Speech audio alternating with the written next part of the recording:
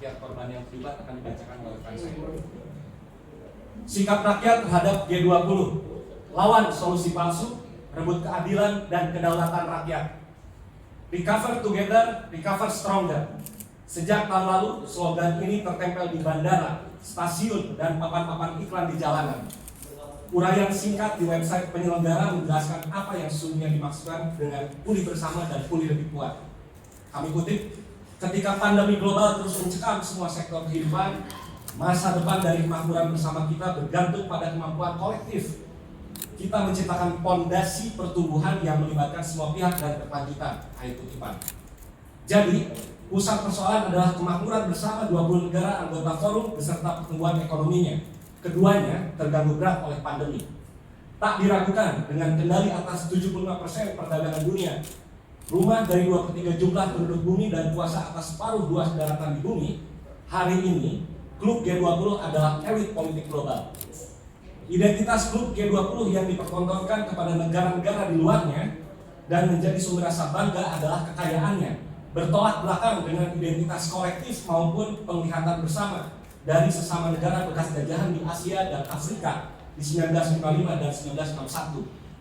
Dulu ketika klub G20 dilahirkan di 1999 di tengah krisis ekonomi Asia, fokusnya adalah perumusan protokol untuk mengatasi ketidakstabilan keuangan internasional yang bahkan tidak mampu memprediksi runtuhnya pusat transaksi keuangan global di Wall Street, Amerika Selatan di 2008, Amerika Serikat di 2008.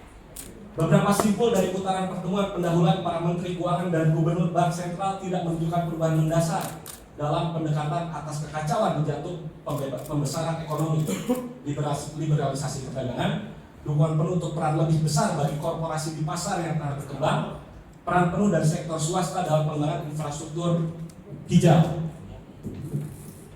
Bagaimana dalam penanganan penyebab mendasar dari sang wabah atau penyebab mendasar dari kekacauan iklim? Berapa panjang jangka waktu yang mampu dibayangkan penguasa kapital global ini sebagai masa depan? Proyek strategis nasional dan energi. Pemerintah telah memaksakan proyek-proyek strategis nasional di berbagai daerah dengan merampas tanah-tanah rakyat. Pembangunan PLTU batubara, waduk, jalan tol, food estate, geothermal, sampai proyek ibu kota negara terus dikejar. Selain tidak menjawab kebutuhan rakyat, seluruh proyek tersebut juga menutup kesempatan rakyat untuk mengambil keputusan atas ruang hidupnya sendiri. Proyek-proyek energi yang diklaim energi bersih seperti PLTA dan geothermal dibangun di atas tanah-tanah rakyat dan menghancurkan lahan hutan ribuan hektar. Saat ini, dampak lingkungan dari proyek-proyek tersebut sudah menimpa masyarakat. Sumber air kering, air minum tercemar, lingkungan tercemar, udara kotor, tanah pertanian rusak, ikan-ikan mati, hutan-hutan rusak, dan areal tangkapan nelayan menyempit. Pembungkaman demokrasi. Seluruh dokumen-dokumen proyek seperti AMDAL, izin lingkungan, izin operasi pertambangan diputuskan secara sepihak dan tertutup tanpa mengikutsertakan masyarakat. Demikian juga dengan perundang-undangan PSN yang dibuat dengan cepat, tertutup, dan nir partisipasi rakyat. Penolakan masyarakat atas proyek-proyek tersebut secara terang disampaikan oleh serangkaian aksi di lapangan, demonstrasi, sampai audiensi kepada gubernur, bupati, DPRD, BPN, sampai pemerintah pusat. Tetapi pemerintah justru menjadi aktor yang melindungi perusahaan maupun beroperasinya PSN dan proyek-proyek energi. Demikian juga pemerintah daerah tidak menolak PSN yang mengancam kehidupan warganya, pun tidak menanggapi protes masyarakat. Pemerintah justru membuka protes-protes masyarakat dengan berbagai cara, yaitu kriminalisasi, intimidasi oleh aparat keamanan, preman maupun ormas, pembubaran aksi, penutupan akses dokumen, sampai perpanjangan perizinan perusahaan atas hak guna usaha. Selain itu, gugatan-gugatan hukum masyarakat kerap kandas di pengadilan karena putusan hakim yang tidak adil. Kita perlu menyadari manipulasi rakyat yang terjadi dari orde-orde sebelum ini hingga pemerintahan Jokowi. Manipulasi ini terjadi dengan menggunakan istilah-istilah nasional atau pembangunan. Padahal sesungguhnya yang terjadi adalah pemiskinan rakyat untuk menguntungkan segelintir orang. Ketika manipulasi rakyat tidak berhasil dan untuk haknya, muncul divide et impera alias politik adu domba. Mulai intimidasi hingga partisipasi hanya untuk rakyat yang setuju. Diskriminasi pelayanan publik kerap mengiringi politik adu domba ini. Hukum dalam hal ini menjadi alat perampas hak, misal melalui Perpres PSN, Undang-Undang Minerba, dan Undang-Undang Omnibus Law Cipta Kerja. Hukum juga menjadi alat kontrol, bahkan memuluskan politik adu domba. Peraturan polisi tentang Pam Swakarsa menempatkan Satkamling, termasuk yang berasal dari kearifan lokal, sebagai pemberi keterangan atau informasi yang berkaitan dengan keamanan dan ketertiban lingkungan. G20, sebuah solusi palsu. Selama periode jabatannya, doktrin utama diplomasi pemerintahan Jokowi bersandar pada indikator ekonomi yang mereduksi kerja diplomat hanya sebagai broker bisnis dan perdagangan yang keberhasilannya diukur melalui seberapa banyak investasi asing yang masuk di Indonesia.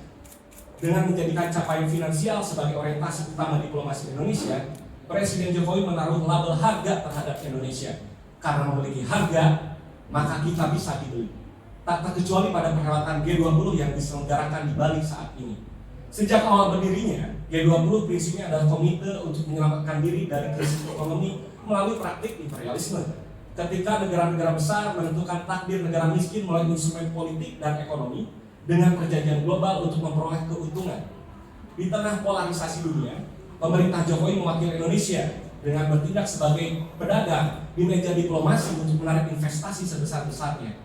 Ini tercermin secara vulgar sampai ke politik lokal pemerintahan Bali yang memanfaatkan momentum G20 untuk mempercepat pembangunan mega proyek dengan pembenaran bahwa proyek ini selaras dengan agenda G20. Harapannya, mega proyek yang dibangun ini bisa menarik minat investor negara-negara besar untuk berbisnis di Indonesia. Pada konteks ini ada pertautan yang rumit antara politik lokal, nasional, dan politik global yang semuanya berorientasi menjadikan forum G20 ini untuk kepentingan bisnis dan politiknya masing-masing. Dalam setiap kampanye publiknya, pemerintah mengklaim bahwa dengan adanya G20, pemulihan ekonomi akan terjadi, khususnya bagi pariwisata Bali yang resist setelah pandemi. Klaim ini sejatinya menyembunyikan berbagai masalah pembangunan mega proyek oleh Pemprov Bali dengan alasan menopang G20. Setidaknya di sepanjang tahun ini, ada mega proyek besar yang bermasalah yang dilakukan oleh Pemprov Bali bersama dengan pemerintahan pusat, di antaranya pembangunan KEK pariwisata medis di Sanur, terminal LNG di kawasan Hutan Bakau, dan pusat kesenian Bali di Klungkung. Pemerintah menyebutkan bahwa semua proyek ini sejalan dengan agenda prioritas G20, utamanya di sektor energi dan kesehatan, dan secara khusus pengembangan pariwisata Bali sebagai bagian dari PSM. Dengan adanya G20, berbagai proyek yang telah dirancang sebelumnya dipercepat prosesnya agar bisa menjadi pajangan bagi mata investor besar yang akan menghadiri perhelatan G20 di Bali. G20 untuk kepentingan ekonomi rakyat Balika. Sejak mega proyek pemerintah Bali dijalankan, ada berbagai macam persoalan yang memantik protes rakyat Bali sendiri. Pertama, pembangunan terminal LNG di kawasan Hutan Bakau yang juga sekaligus akan menjadi showcase bagi mata pejabat-pejabat dunia. Proyek terminal LNG ini ditolak oleh desa adat, lantaran karena ancaman kerusakan lingkungan dan ekosistem laut Bali yang akan dihasilkan dari proyek ini. Namun, di tengah penolakan ini, pemerintah Bali tetap memaksakan pembangunan karena Bali akan dijadikan percontohan kawasan yang menggunakan energi bersih. Dengan harapan ini memberi insentif bagi investor besar mendanai proyek strategis nasional pemerintah di sektor energi terbarukan. Kedua, pembangunan pusat kesenian Bali di Klungkung yang menuai kritik karena banyaknya persoalan dalam proses pembangunannya. Mulai dari maraknya pengerukan ilegal di Bukit Klungkung untuk memasok material proyek ini, hingga pembangunannya yang berada di kawasan rawan bencana. Namun, dengan semua masalah tersebut, pembangunan tetap dipaksakan, khususnya menjelang G20, sebagai upaya untuk mensosialisasikan proyek ini kepada dunia untuk berinvestasi dalam proyek ini. Bahkan, Pemprov Bali mengklaim bahwa proyek PKB ini telah sesuai dengan prioritas G20. Ketiga, pembangunan KEK pariwisata medis di Sanur. Pembangunan proyek ini sejalan dengan upaya pemerintah Indonesia untuk menarik investasi di sektor arsitektur kesehatan yang juga menjadi agenda prioritas G20. Bukan hanya itu, bahkan selama persiapan perhelatan G20 di Nusa Dua, tak ada peningkatan kesejahteraan buruh pariwisata secara signifikan. Buruh tetap memperoleh gaji pokok sesuai dengan standar upah minimum, kecuali pada peningkatan biaya servis yang sesungguhnya itu sudah biasa terjadi di musim tingginya pariwisata. Semua hal ini membantah semua klaim yang dipropagandakan oleh pemerintah ketika berbicara tentang G20. Alih-alih memperbaiki penghidupan rakyat Bali, ada masalah besar yang akan dihadapi oleh masyarakat Bali setelah proyek investasi ini berjalan.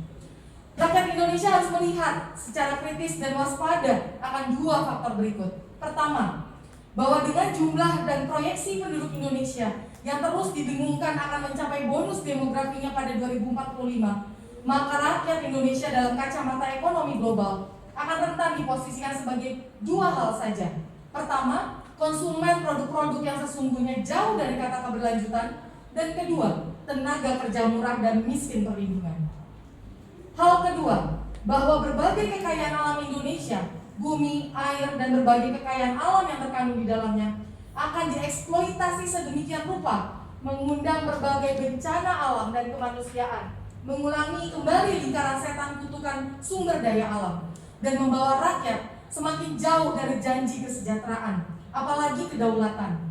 G20 dan kesepakatan-kesepakatan di dalamnya tidak ditujukan untuk kesejahteraan rakyat sama sekali.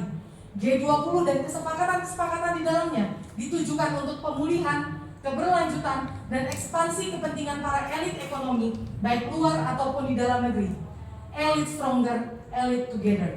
Oleh karena itu, kami semua menyerukan kepada seluruh rakyat Indonesia untuk saling bahu-membahu menjaga sumber-sumber penghidupannya dari proses penghisapan oleh para pelaku industri ekstraktif atau pengerukan. Yang kedua, kami juga mengajak masyarakat Indonesia memastikan transisi energi dalam pengertian yang luas juga menjadi proses demokratisasi energi yang itu juga disertai oleh demokratisasi ekonomi dan politik. Transisi energi harus diselenggarakan dengan prinsip dan nilai yang adil dan berkelanjutan, akuntabel, transparan dan partisipatif, menghormati, memenuhi dan melindungi hak asasi manusia, adil secara ekologis, adil secara ekonomi, dan transformatif. Ketiga, kami mengajak masyarakat untuk membangun kekuatan bersama, untuk membangun tata produksi, distribusi, konsumsi sesuai dengan kultur dan budaya yang selama ini melekat di sendi-sendi kehidupan di wilayah masing-masing. Forum G20 ini diyakini hanya akan menyediakan karpet merah bagi para korporasi jahat guna memenuhi pundi-pundi ekonominya. Negara juga seharusnya tidak memberikan karpet merah kepada para elit pengeruk yang selama ini telah terbukti menjadi akar masalah dari runtuhnya fondasi ekonomi rakyat. Kita masih ingat bagaimana peristiwa dan kejadian yang melatar belakangi reformasi di 1998. Seharusnya negara menyediakan sarana dan pendukung tata produksi, distribusi, konsumsi, bukan malah menjadi antek dari korporasi yang bekerja ugal-ugalan dan menyengsarakan rakyat. Jakarta 16 November 2022. Pernyataan sikap ini adalah hasil dari rembuk koalisi CSO dengan perwakilan warga yang terdampak proyek-proyek industri ekstraktif dan juga PSN yang telah berlangsung di Bali pada tanggal 10 dan 11 November 2022. Perwakilan warga berasal dari warga di tapak PLTU Suralaya Banten, PLTU Nagan Raya Aceh, PLTU Pangkalan Susu Sumatera Utara, PLTU Mulut Tambang Sumsel 1 dan Sumsel 8 Sumatera Selatan, PLTU Teluk Sepang Bengkulu, warga dari tapak IKN Kalimantan Timur, PLTB Mentawai, PLTBM Mentawai Sumatera Barat, PLTU Indramayu Jawa Barat, tambang PT TMS Sanihe Sulawesi Utara, PT Rum Sukoharjo Jawa Tengah, maksudnya masyarakat yang terdampak atas perilaku PT Rum Sukoharjo Jawa Tengah, masyarakat yang terdampak tambang di Tumpang Pitu, Jawa Timur, masyarakat Kinipan Kalimantan Tengah, masyarakat nelayan Muara Angke DKI Jakarta, masyarakat Bantaeng Sopeng Makassar Sulawesi Selatan, masyarakat Pasaman Sumatera Barat, masyarakat yang terdampak geotermal di Gunung Talang Sumatera Barat, masyarakat Wadas Purworejo Jawa Tengah, masyarakat Kaliprogo Daerah Istimewa Yogyakarta, dan masyarakat Bunga Raya Riau. Sekian deklarasi ini kami sampaikan. Hidup rakyat! Hidup rakyat! Hidup rakyat yang melawan! Hidup perempuan! Terima kasih kawan-kawan. Sekian deklarasi ini kami sampaikan. Kiranya gerakan ini boleh terus berlanjut. Kita tidak diam sampai di sini karena ini harus kita kawal bersama. Selamat sore dan terima kasih.